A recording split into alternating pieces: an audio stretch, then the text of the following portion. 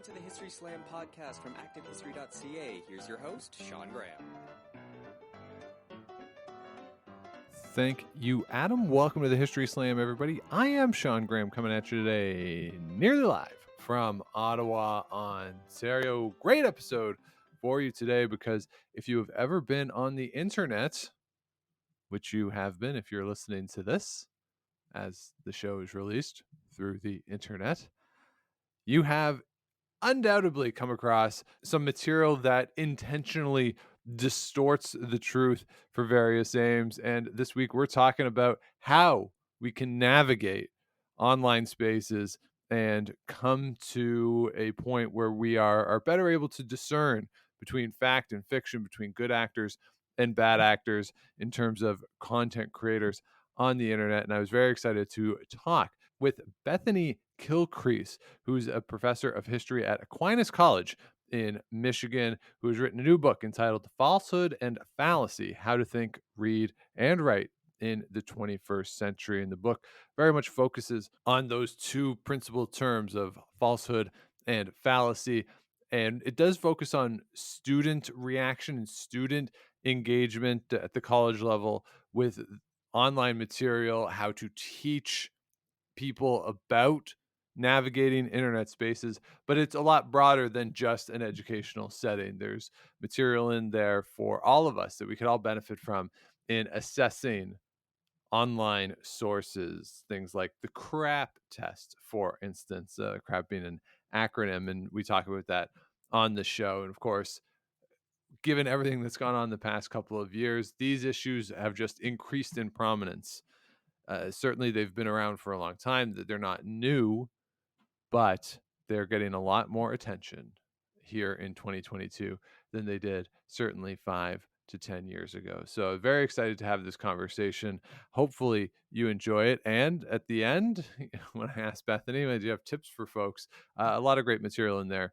So I learned a lot from this, things that certainly I can incorporate in my own online research and just in reading things as you go through your day. And hopefully you have that same reaction. So let's get right into my discussion with Bethany Kilcrease. Okay, and Bethany Kilcrease joins me now from her office in Aquinas College. How are you doing today? I'm doing great. Thank you, Sean. How are you doing? I'm doing really well. I'm very excited to talk to you. Again, the book entitled Falsehood and Fallacy, How to Think, Read, and Write in the 21st Century. A lot to unpack in this book, but let's start with just the core premise of the book of falsehoods and fallacies. And how do you define these two things? Because so much of what gets presented now as news is really, to me, comes across as opinion. And so how do you navigate the line of outward and direct falsehoods and fallacies as opposed to certain opinion pieces that a lot of folks might disagree with? Yeah, that's a really good point and a really good question. And so one thing I think that's important to get down, and this is something that I talk with my students in my 100-level history classes about, is how do we talk about an opinion versus an interpretation, and what's the difference? How does that relate to, like you say, falsehood or things being true? And one way I like to put this is, when we think about what's an opinion, today everybody tosses out, I don't like what you're saying. That's just your opinion. I got an opinion too. So, but opinion, that's, a belief in the absence of fact or evidence. Whereas as historians, I'm an historian. I mean, I hope people who aren't historians read the book and buy it and all that good stuff too. But when we look at an interpretation, we're making historical interpretations or arguments. That's an argument made on the basis of some kind of evidence. Right? And in that case, we want to be able to figure out what sources we're using. Right. And so one of the examples that somebody who I follow often uses about opinion versus fact, they say, well, everyone, yes, has an opinion, but the validity of that opinion will depend. Like my opinion could be that the moon is made out of blue cheese, but so that could be an opinion I have, but of course it's not based on anything, right? or yeah, whatever you want it to be, whatever type of cheese you want. So it really comes to the idea of what is that based on. And one of the things that I've thought though, and I thought about reading the book, is that with academics and academic books, you have footnotes, and people can, in theory, go and check up on where that information comes from. But in the 21st century, a tweet, lots of news articles, they don't have that. So is the crux of it essentially a sense of accountability in how we navigate that space and the space between Mhm. falsehood, fallacy, and opinion? Yeah, I think that's important. I mean, one thing about footnotes in books, just to kind of go back to that, maybe that's interesting. I think increasingly in a lot of books that you might see, it's sort of in the space between super scholarly monographs and maybe more very popular books. Increasingly, you're seeing fewer footnotes and endnotes, and part of that seems to be that publishers don't want to scare people. Right? So, if the buying public looks at that and they're just like, "Whoa, I don't," there's this scholarly apparatus I don't want to mess with. So they're either getting bumped to endnotes or there's increasing pressure to just cut down on those um, altogether. So we do have that going on. But regarding, the scholarly apparatus, footnoting things, what's the point of that?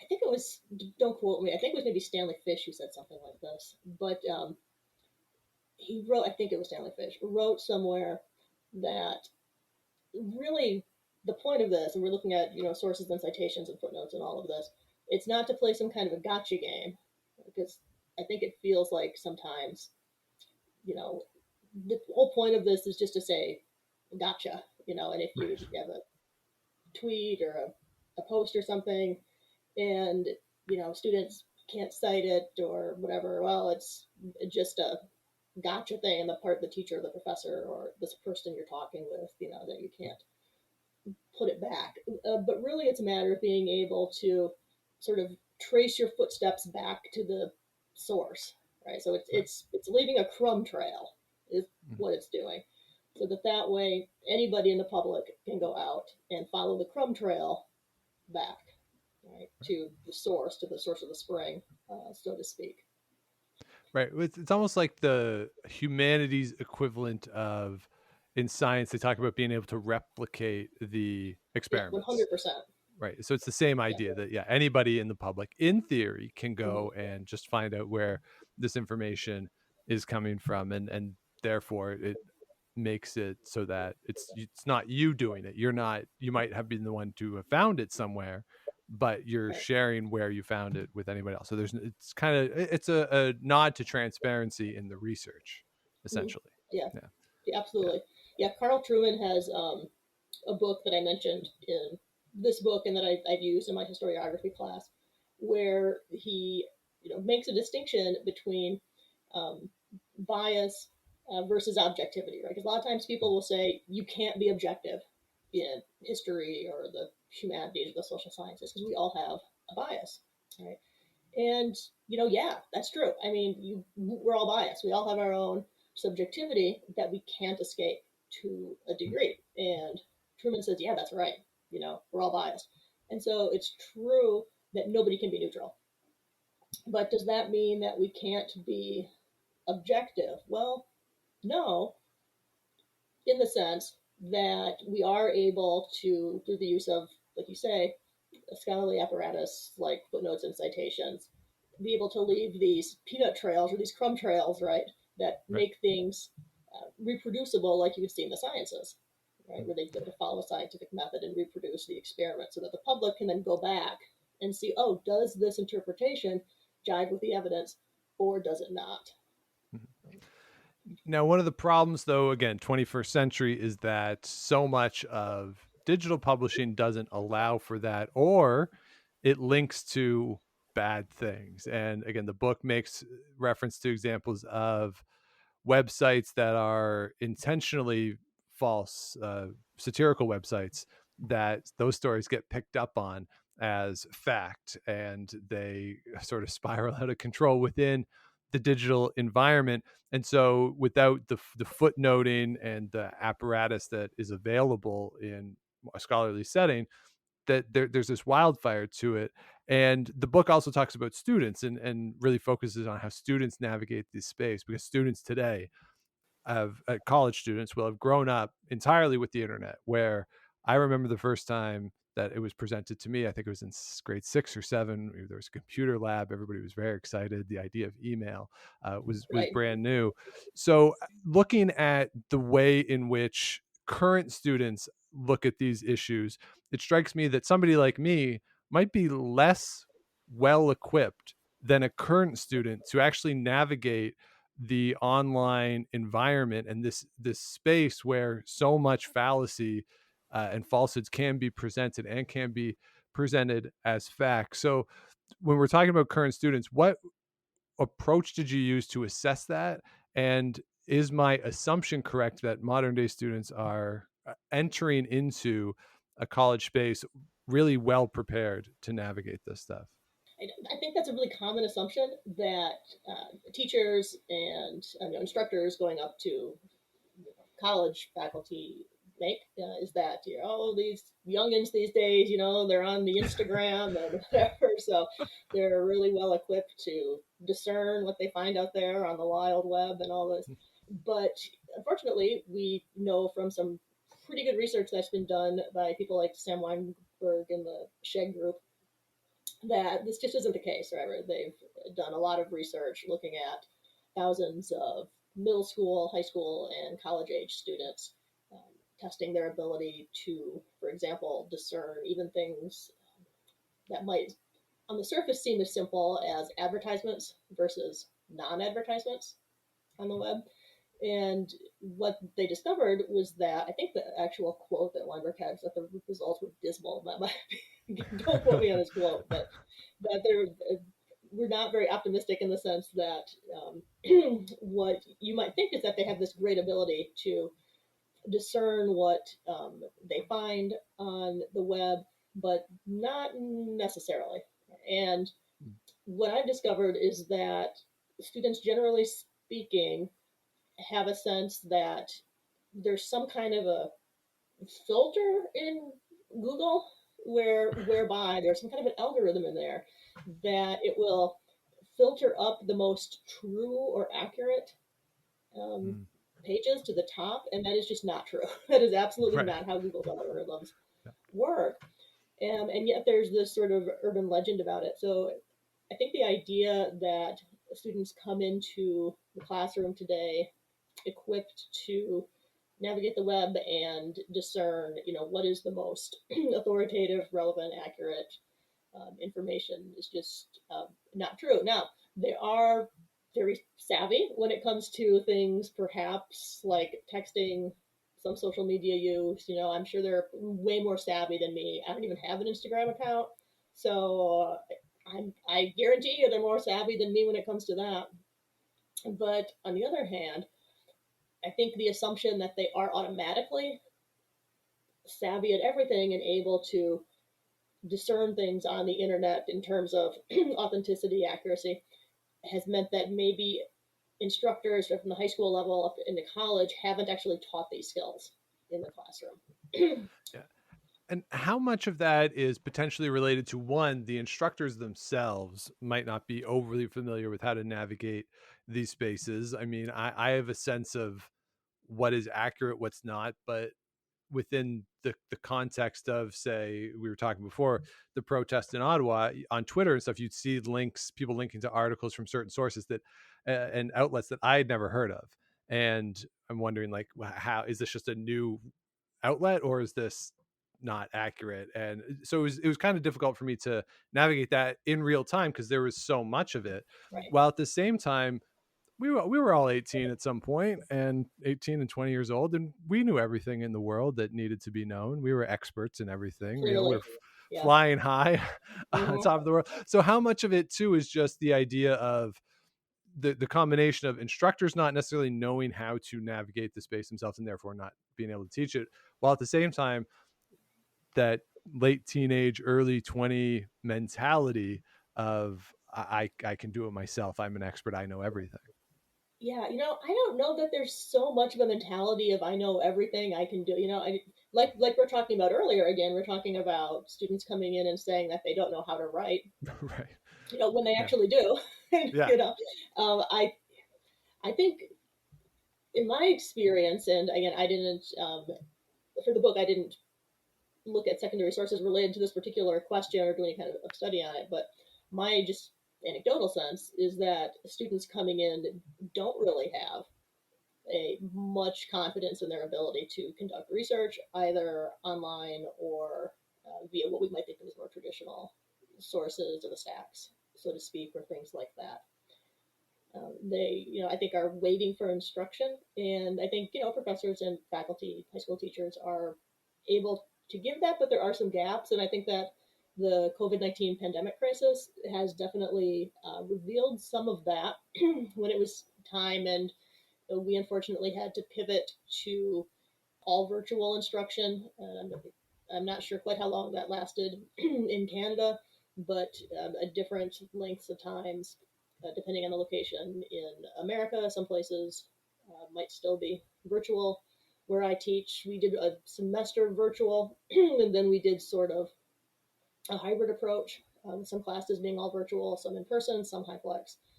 And what that did reveal is that for a lot of us, myself included, right, had some catching up to do when it came to just the technological stuff. And that meant also looking at a lot more stuff on the web. The students weren't able to actually get out to libraries and things like this, right? You have to do all of your research Yep. for assignments, research papers from home if you're in isolation on the web.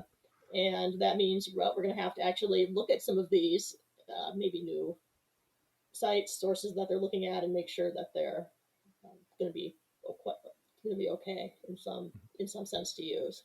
So I think that has made faculty look a little bit more closely at some of the online sources just out of necessity when students can't physically go to a library. Well, I've noticed over the last 10 years. So the first time I taught a university level course was 2011, I think. Mhm. So about 10 years that I've been teaching here and there courses. 2009 for I've me. really Okay. So we're About the same about time frame. starting about the same time. So maybe you've Yeah. noticed this as well. I'd be curious to get your Mhm. thoughts on it. That when I started, it was pretty common for books to be cited in essays and Yes. assignments. I find that now it's definitely decreased, and it's a lot Mhm. more online and a lot more online articles.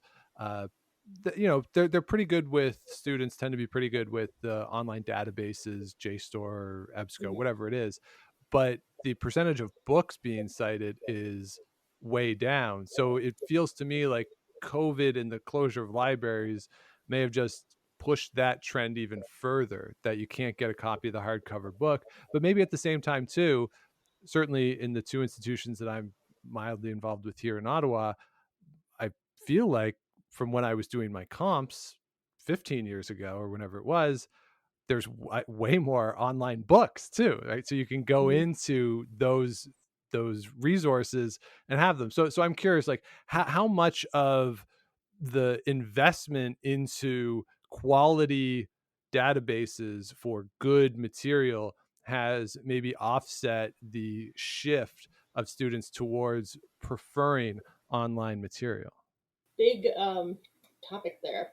Yeah. I think you're yeah, I think you're definitely right.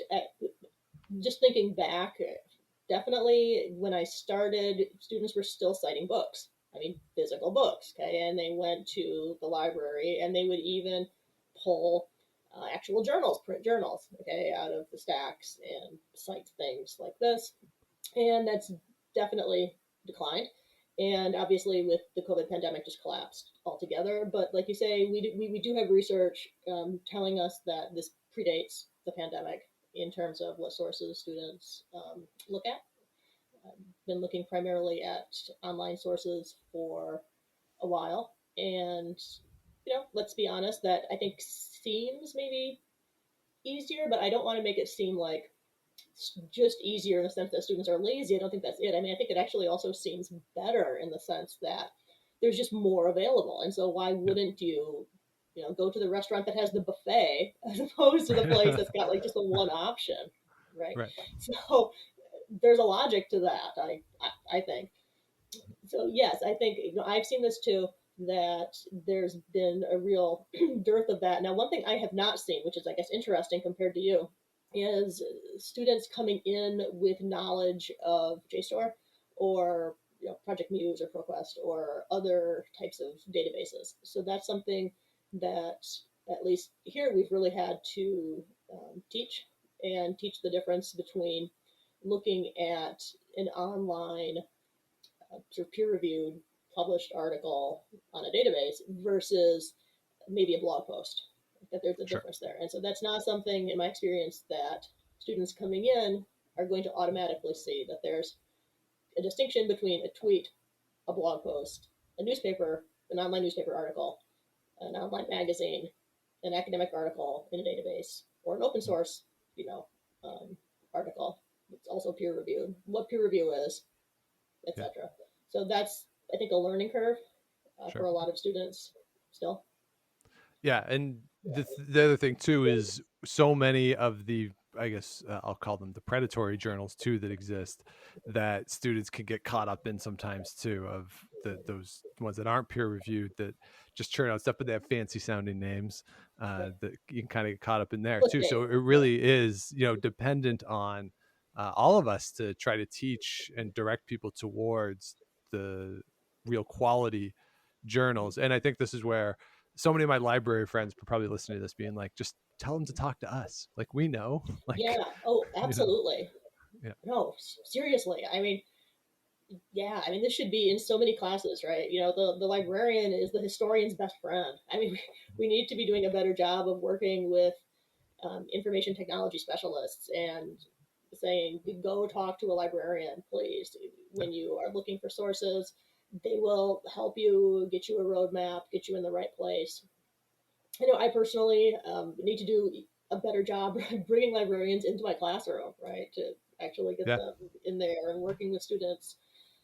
Yeah, I think we can definitely do a much better job integrating professional librarians and other information technology specialists into our teaching and working with students. Now, that does lead to the question, though, about gatekeeping. And again, one of the things that comes up in the book is the idea that 40 years ago, the number of gatekeepers of information was relatively small, certainly comparably small to today, that you had a certain level of confidence in a lot of the information that was put forth because there were gatekeepers and people who would ensure that quality stuff would come out. And even when there was a mistake, I mean, the corrections page is a staple of newspapers because sometimes bad stuff gets through, but it gets corrected. That's the whole point of the corrections page. But now the gatekeepers are fewer and fewer, and the legitimacy or authority of those gatekeepers has been compromised, intentionally compromised by some who attack them for a certain political purpose. But you mentioned earlier the idea that students trust Google as filtering quality information to the top, which we know isn't true. Same thing with a Twitter algorithm, that it's not really pushing, or at Facebook, they're not pushing the best information. They're pushing stuff that gets engagement. So the idea of who is actually governing, who is gatekeeping the information, it's not really there. Now, I think there's pros to that, but there's also a lot of cons to that. So how do you try to assess the state of gatekeeping and how it has really influenced the way in which people find and assess information? Yeah, thanks.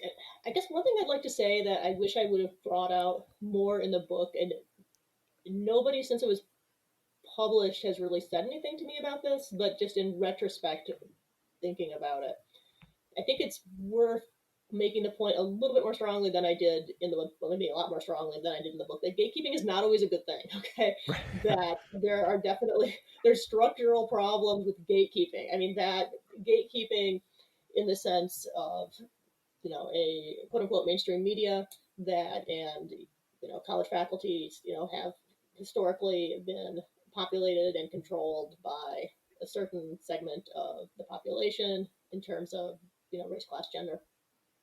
And this is going to have the effect structurally of keeping out minority voices or oppressed voices. So I think it is important to bear that in mind. Okay, so there are definitely structural pitfalls to gatekeeping, so to speak. So one really good thing about the gates coming down is that more voices are getting out there. And so that's a good thing. Also, I think it's probably worth saying, and this I did not address at all in the book, but maybe I should have. If you're coming from it from maybe another perspective today, and I do have friends today who would say, the mainstream media, the MSM, right? Can we trust them? I don't know. Well, maybe, yeah, usually, but not always, right? I mean, because again, there's going to be blind spots whenever you have any institution. So that's why hopefully we have, investigative journalists who are upholding high standards and independent investigative journalists. So yeah, gatekeeping, not 100% good, just to clarify that. But on the other hand, there's definitely some benefits to that, right? Is that, like you say, you do have professionals who are trained in journalistic standards.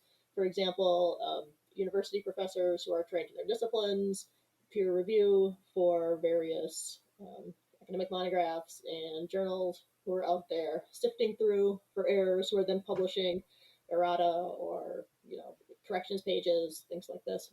That did make it a little bit easier. It used to be the case that even when I started teaching, I guess when I was doing a senior seminar and I wanted to give students, let's look at some primary sources on something, give them a physical collection of a primary source reader. That's been vetted by professionals in the field and put it up there.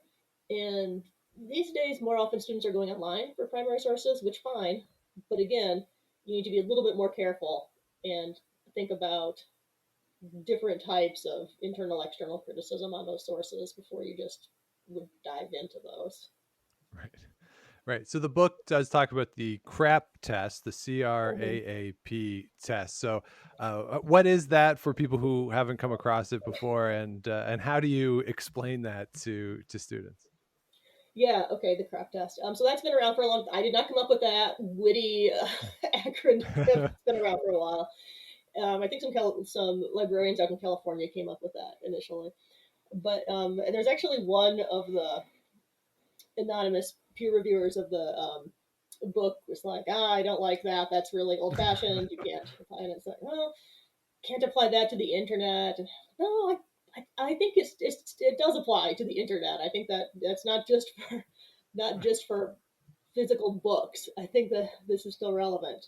I guess no pun intended, because one of the things is relevant. So okay, it's crap, but with two A's, so it's like for app maybe.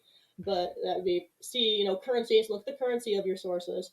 This is a big one for students, especially when it comes to physical books. Actually, I find because oftentimes university libraries have put a lot of their resources, like you were saying, into expensive online databases.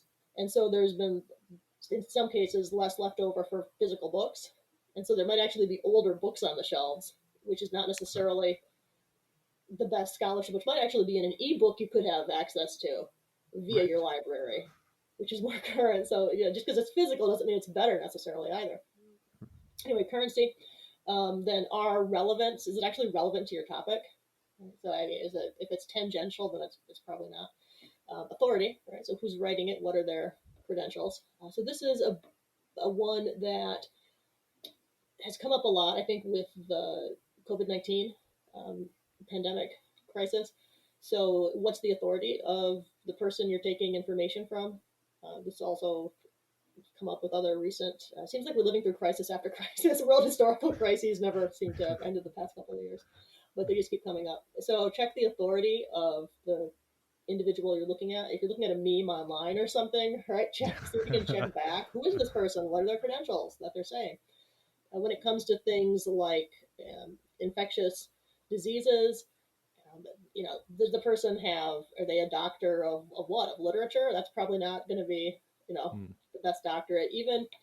And I don't want to sound like I am in any sense putting down general practitioners, but someone who's an MD or a DO and a general practitioner is also not going to have the type of specialized knowledge that someone working more specifically in that field in a research position would have. So there's different levels of authority too. So, and then accuracy obviously is an accurate piece, and there's different ways you can work with that. And then purpose. What's the purpose of it? So you want to be thinking about the bias, the context. Is it an advertisement? Yeah. Are they trying to sell you Pepsi or something? Then probably don't use it as a source in a paper on how good Pepsi tastes.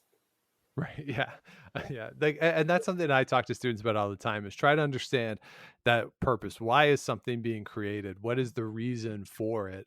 And what is the person who's creating it trying to accomplish by doing it? It's something that so often gets forgotten. I think it's that last part of it is they'll often say, well, it's in a book, it's in an article, like it's obviously good, but why is it there? Right. There's a reason why it's there, even if sometimes it might be unconscious by the person creating it.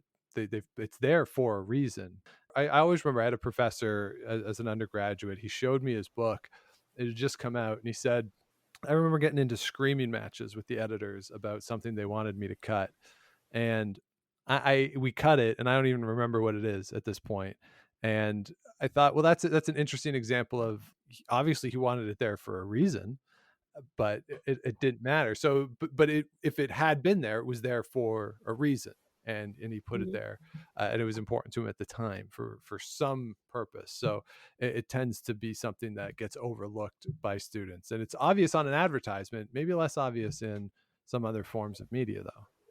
Sure. Yeah. I mean, just to give you one example that I can think of from, I'll do one from a few years ago, but this was in a seminar class. Student was doing a research paper on the British Palestinian mandate and the partition and all of this, and had this source and thought it was a really good secondary source. And I said, well, let's dig a little bit deeper into this source that you found. Where's this come from? And so took a look at the site and let's look at the organization. What is this? And it turned out to be a Palestinian liberation organization, which okay, that's not to say that there's not definitely facts in this, right?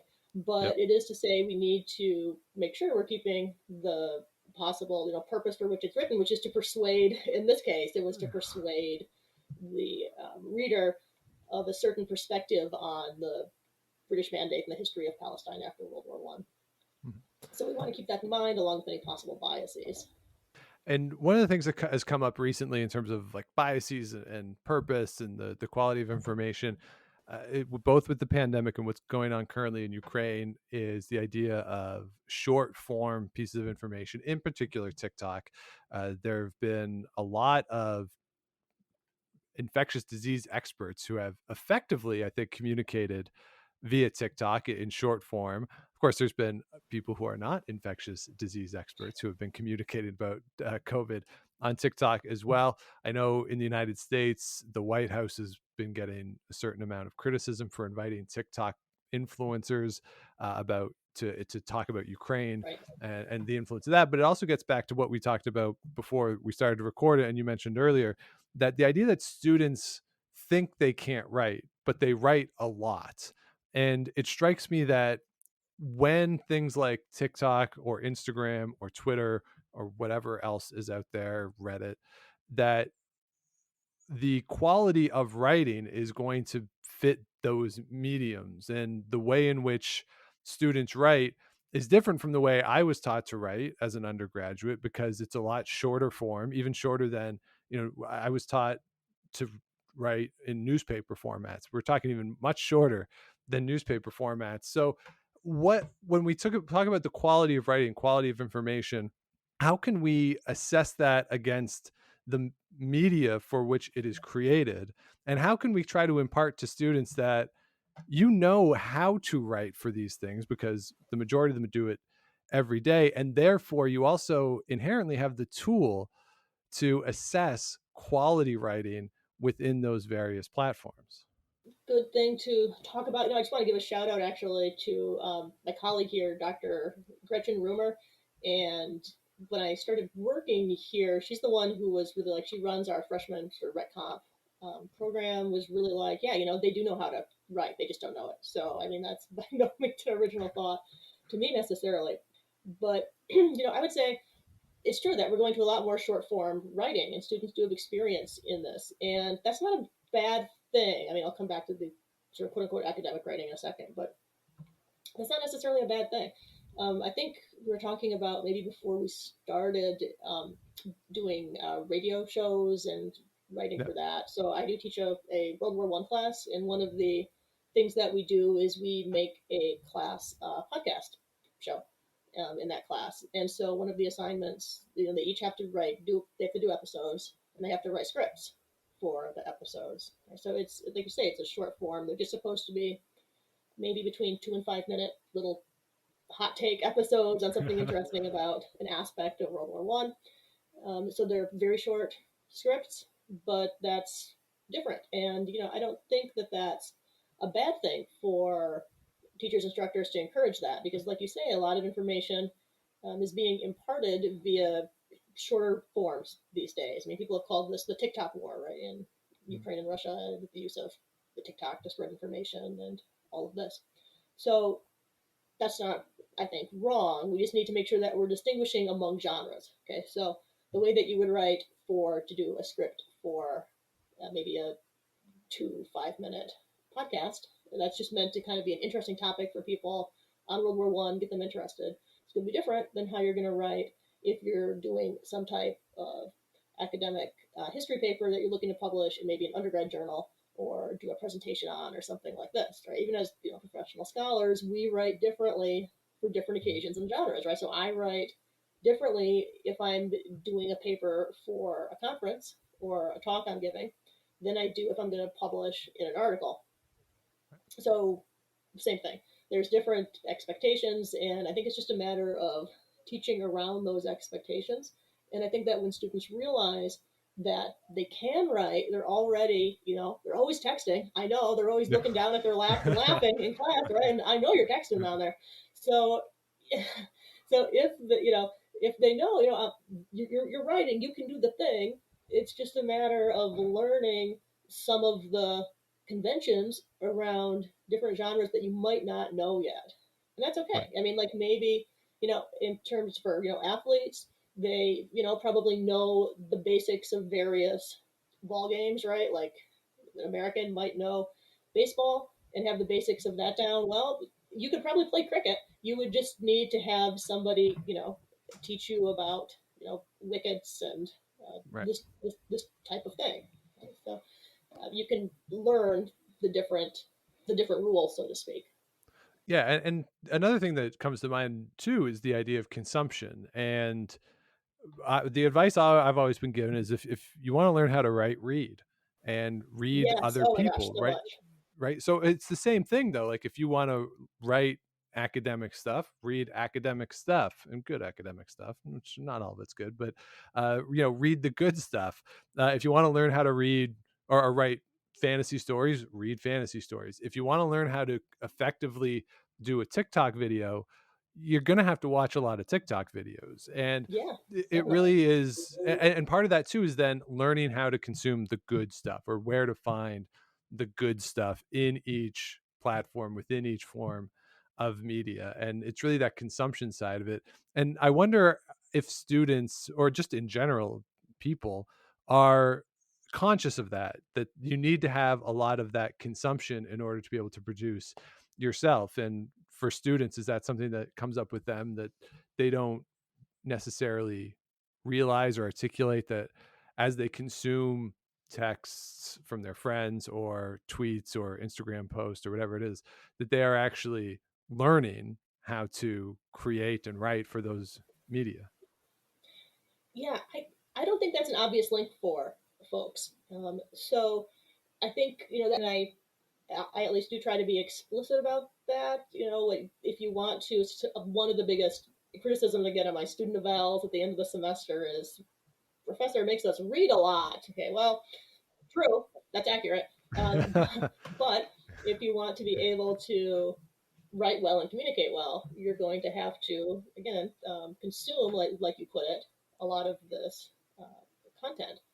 And that goes for just writing, period, in any genre. You have to, be able to flex your muscles, right? I mean, so a lot of our students are athletes here, and I think that students in general, oftentimes, they played sports in high school or elementary school or in clubs. And so they understand the language, which is that, you have to train and build up muscles and, muscle memory for things when you're going to play a sport and get better at it. And that's the exact same way when it comes to reading and writing. I mean, the reading is the kind of conditioning that you're going to do. Like, you're in the gym, you're going to lift weights, you're going to do that kind of stuff, right? You got to have conditioning before you're going to be able to go out and then actually get on the ball field, the diamond, or you're going to actually go out and run a cross country invitational or something like that. So same thing. You got to keep building those muscles, and that goes for different even writing assignments that they might not like too so much. Okay, so when I teach historiography, they have to do write abstracts of different authors, and I say, look, this is like in cross country. These are like half-mile repeats, right? Going uphill, they're not fun, but you gotta keep doing them because it's gonna burn your quads, man. But it's gonna build your muscles up, and you're gonna be able to read better, and you're gonna be able to write more effectively if you just keep working at these, and it's gonna pay off. Yeah, and like with going to the gym and training physically, it gets easier too, the more you do it, right? And you build that muscle memory. Yeah, Yeah. no, absolutely. Yeah, I should have added Yeah. that part. Yeah, it gets easier, right? I mean, if you're a little out of shape to start with, don't worry, jump in, start small, but it's Right. gonna it's gonna get easier, and you're gonna get stronger, and everybody can do it, right? Everybody's a reader, everybody's a writer. It's just we all have to keep together, building up Yeah. those muscles, and then using them. Because if you don't use them, they're gonna atrophy, just like anything else. Absolutely. Yeah. Now there's so much to talk about in this book, and I want to talk about one more thing before we sign off. And I would certainly encourage everybody to check out the book because there's a lot more than we could possibly get to in the time that we have today. But I want to talk about Yeah. causation because the book goes into causation and one of the main issues of causation, and it comes up all the time in ridiculous forms. Like, I've never been hit by a car. I wear shoes all the time. Therefore, the shoes are protecting me from cars. Like, that's clearly a connection, right? And obviously that's ludicrous, but people make connections all the time, and that have no causation. And the situation in Ukraine, I would say, is one such situation where everybody is blaming the war on certain causes that from afar I look at them and I say, this has, from my understanding, nothing to do with why why Russia has decided to invade Ukraine. So, how do you try to approach the issues of causation, and what is your assessment in general of how students and maybe even just the public at large try to determine how can they navigate whether or not the causation that's being presented to them has any basis in reality? Okay. Yeah, I think this is a really important issue. Again, I'm thinking as a historian here, causation is obviously one of the big things that we think about as historians, but it's important for everybody to think about, like you mentioned, with the Russia-Ukrainian war that's going on right now. Like I was saying earlier, I wish I would have written this prior to some of these events, so I could have talked about that. But yeah, so the first big thing that I think you were sort of hinting at with the shoe example is that there's a difference between correlation and causation, and this comes up a lot with students in oftentimes tests and papers that, well, these things happened around the same time, and so therefore, or one happened prior to the other, and so therefore this Yeah. must have caused the other. Well, not necessarily. And this is one of those things that if you Google it, of course, be careful what you're Googling. But if you Google it, you can get all kinds of humorous charts, that'll show you the incidence of like shark bites related to orange juice consumption. I'm just making that up, but they'll show you how the graphs like perfectly align with each other. It's like, clearly shark bites Yeah. caused orange juice consumption. Well, no, that's not the case. So that's one thing. But I also think a lot of, maybe not a ton, but some issues that we debate in the US at least, and Canada, I'm sure too, there's talking past each other because we're talking about causation differently. So one group could be talking about, I think one of the examples I give in here is unfortunately probably more pertinent in the US is with school shootings, right? So one group might say, well, it's because of the fact that there's guns available of a certain type, easily you can easily purchase. Someone else might say, no, it's because this individual on that day was bullied in some way, and so well, they could both be true actually, but we're looking at different things, right? So we can talk about different types of Right. causes. We can talk about there being necessary causes, there being direct agent causes, there being causes that will just make things more likely than not. So we can look at things differently. The example I always get is the one that kind of comes from Mark Bloch, which involves, I always do it where I say, like, I'm falling off a mountain. And then the students are always like, oh my gosh, did you really fall off the mountain? And I'm like, no, why would I do that? But or you're climbing up the mountain and you're hiking on the mountain, and then I trip and I fall off the mountain. I say, and I like break my arm or something, and they get all worried about me, but it's fine. And I say, okay, so what caused that to happen? Right? And well, you tripped or something. Okay. But what about the mountain, right? If the mountain hadn't been there, I would have just tripped and nothing would have happened, right? I wouldn't have broke my arm. Well, the mountain, that's got to be there. So that's a necessary cause. It's necessary for the mountain to be there for me to have done that. And yet, did the mountain itself actually was a direct agent causing me to break my arm? No, that was me tripping, right? So that's Right. more direct. But also, I could be just a clumsy person, which might increase the probability. So there's all these different ways Right. we can talk about it. Right. Or it rained that day, and so it It was was slippery. slippery, Yeah, and exactly. like that's a cause, right? Yeah. So and rarely in life, and when we're talking about complex issues, is there a singular cause to something. When we're talking about these really just broad issues, that when you're talking about Ukraine, Right. for Absolutely. instance, like, I mean, certain, right, the singular cause to it is a lot harder than slipping Yeah. on a mountain, Yeah. maybe. But the point does hold really well, that it's really hard to assess a singular cause to really anything. But that is so much of what the media environment is today. It's the blame game about causation. And you mentioned talking past each other. That's really what happens. That I felt like that was a lot of what happened with the protests here in Ottawa that I lived through. I feel like that's a lot of what COVID has been, to a certain extent, just talking past each other on the issue of causation. And I don't know, it almost strikes me as, in some cases, the cause of something doesn't necessarily matter as much as we make it out to matter. Like, something exists and we might have to resolve it.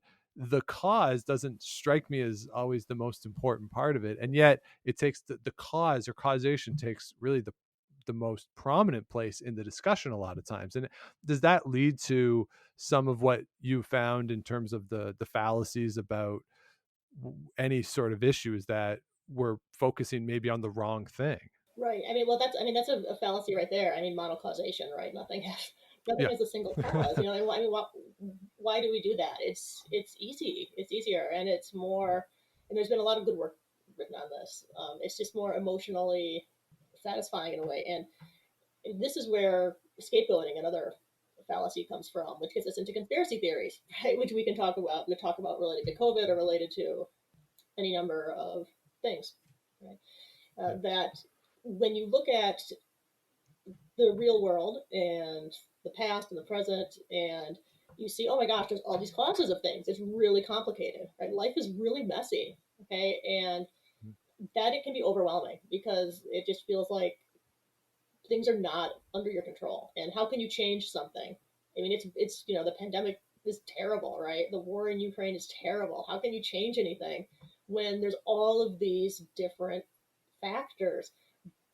But on the other hand, if there's one factor, if there's one cause, and this is why I think people have wanted to latch on to that cause, right? If there's one Right. cause, and in particular, if we can make that cause a group, or this is where maybe scapegoating comes in, if we make that cause a group or a group of people with intention, here's where we get into conspiracy theories. then it's easier to find a solution. All you have to do is just solve that, eliminate that conspiracy, take care of that. I mean, so like one conspiracy theory that's become somewhat prominent in the US is QAnon. I'm not sure if you've heard of this. Unfortunately, I have, yes. Okay. Right. So, yeah. So if you can blame many or all the ills in the world on this single cabal of diabolical individuals running things, then that's a much easier solution than all of these little individual problems. Yeah, and it's historically it happens over and over Yeah, again. absolutely. Like in the 1930s, the era that I really focus on, you're looking at a lot of Irish Catholics were the cause of the depression in certain Right. cities, right? And so we Mhm. got to get rid of all these Irish Catholics. And you're like, Mhm. come on, like, of course, like it's ridiculous, Yeah. but it just happens repeatedly because it is effective for galvanizing people Mhm. against something or galvanizing people towards some sort of political end. And Mhm. so it just works over and over again. And it leads me to I've taken more time than I said I would, and I apologize. But we'll get you out of here on this. As we continue with the 21st century, the continued proliferation of these sources of information, people try to navigate it. Congress in the United States is dipping its toe in regulating in some way, as is Right. Parliament here in Canada, trying to understand how to do it. But ultimately, as it sits right now, it comes down to the individual to try to navigate these spaces as best they can. So, from your experience and in your working with students towards this, what are some of the best pieces of advice or tips that you like to give to people on how they can best navigate these spaces and ensure that the information that they are getting is the best available? Yeah. I would say one, make sure that if you're looking at, we'll just talk about online sources. If you're looking at online sources, make sure that you are following it back and figuring out, ideally, if it's somebody, you can attach a name to it or an organization, figure out who that person is, what credentials, figure out that organization, what their purpose is. Um, Having a bias doesn't necessarily mean that, because again, everybody has a bias. Every organization has a bias, right? But you just need to know what it is and be able to figure out how that might factor into what's being produced, or if it's especially pernicious or not. The other big thing I would say is making sure that you're reading laterally and triangulating. So we talk about this a lot in class. If you come across something and it's like, that's kind of odd, you might, look, can you find it in at least two other sources that can confirm this? Okay, so looking at information coming out of Ukraine right now, I mean, I look at my Twitter feed and it is crazy. It is, again, this hot mess, and it's, you know, I don't know, did this really happen? Did this not happen? Don't believe everything you see right off the bat. I mean, right now, misinformation and disinformation, right, is so rife Hmm. that we really need to be making sure that we're corroborating everything by looking for multiple points of reference and from good sources that we can make sure that we know who's behind them, the purpose, and the possible credentialing there. Really good pieces of advice, really good tips for navigating all this. And as you say, it's not the easiest to do, but it's important that we all try our best to do it and get the best possible information. Another thing too, that if we are on social media seeking out and engaging with good information, that helps the algorithm a little bit, Mm-hmm. right? Yeah, Because very that's what important. rises to the top, right? Absolutely. If we're using good information, that bots that are out there will try to engage with you so that they get more impressions. Don't do that. Like, it might feel good to like yell back at a bot, but don't Right. do it, right? Don't do it. Engage with the Don't do good it. Yeah, stuff. because that's right. That's true. Yeah. That's going to bump it up. Yeah. It just pushes it up more. So Yeah. yeah, just yeah, try as much as possible, engage with the good stuff and beat the algorithms as best we can. So again, the book, Falsehood and Fallacy, How to Think, Read, and Write in the 21st Century. Bethany, if people want to pick up a copy of the book, where would you encourage them to go? Or if they just want more information about you and some of your other work, how can they follow along? Yeah, well, you can go to University of Toronto Press, right? They're the publisher. And just thanks to them for reaching out to me on this project and doing a really great job with it. Wonderful people to work with. Also, Amazon.com. You can pick up a copy there, other major bookstores as well. In terms of looking at other ways to find out about my work, just Google my name. My website at Aquinas College in Grand Rapids, Michigan, USA will pop up. And I'm on Twitter as well. There's another Bethany Kilcrease who lives in Mississippi, but you'll probably be able to tell the difference. So. All right. Well, She seems encourage very everybody sweet, to. I know, but Okay, but you just don't know her. Yeah, like we're just different like, people. right. It's there's the great kid. There's a guy, Aaron O'Toole, in Canada, not the now former leader of the Conservative Party, Aaron O'Toole, but he had apparently a very fun 3 years on Twitter. Yeah, I bet he did. As that Aaron O'Toole. So yeah, like hopefully the other Bethany Kilcrease doesn't do something crazy and just launch a lot of bad attention on the name. Well, it seems like she just has the account, but has never really done anything with it. So it's just sort of sitting there. Bethany Kilcrease, and now I'm this other random kind of thing. Well, again, we encourage everybody to check out the book, follow along on Twitter, and look up some of Bethany's other work. So, Bethany Kilcrease, thank you so much for joining me today. Thank you so much for having me. So there you have it, my chat with Bethany Kilcrease, and again, I thank her for her time. And do check out the book, Falsehood and Fallacy, How to Think, Read, and Write in the 21st Century. Very important material in there as we try to navigate the very crowded space of the internet. And there are, as we said, there's bad actors out there who are intentionally trying to put out bad information for very malicious purposes. So these sorts of things, they're just going to continue to increase in their prominence and their significance. And we have to be aware of that, while at the same time being aware of some of the challenges associated with gatekeeping, as we talked about in the show. So complex issues here, no doubt about it. So hopefully you enjoyed that as much as I did. And thank you so much for listening, as that will do it for this week on the show. If you have not yet, please do subscribe wherever it is you get your podcast. Do the likes, ratings, comments, all that good stuff. Helps us grow the show, helps other people find what we're doing here on the History Slam. And of course, do head on over ActiveHistory.ca. You can find all of our past episodes under the podcast tab, plus all the great written material, including a couple interviews and book reviews that have come out recently. So wonderful stuff over there on the website. So check it out. Of course, you can always let me know what you want to hear on the show, historyslam@gmail.com. You can find me on Twitter @TheSeanGraham. So thanks again so much for listening, everybody. We'll be back to the weekly schedule through April. Took a couple weeks off here in March, but we're going back to the weeklies, coming up with some really fun stuff for you.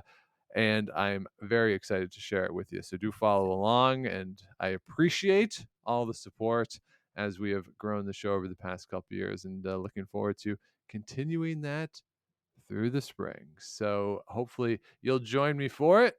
But until we speak again, if you're out and you see Enrico Palazzo, please say hi for me.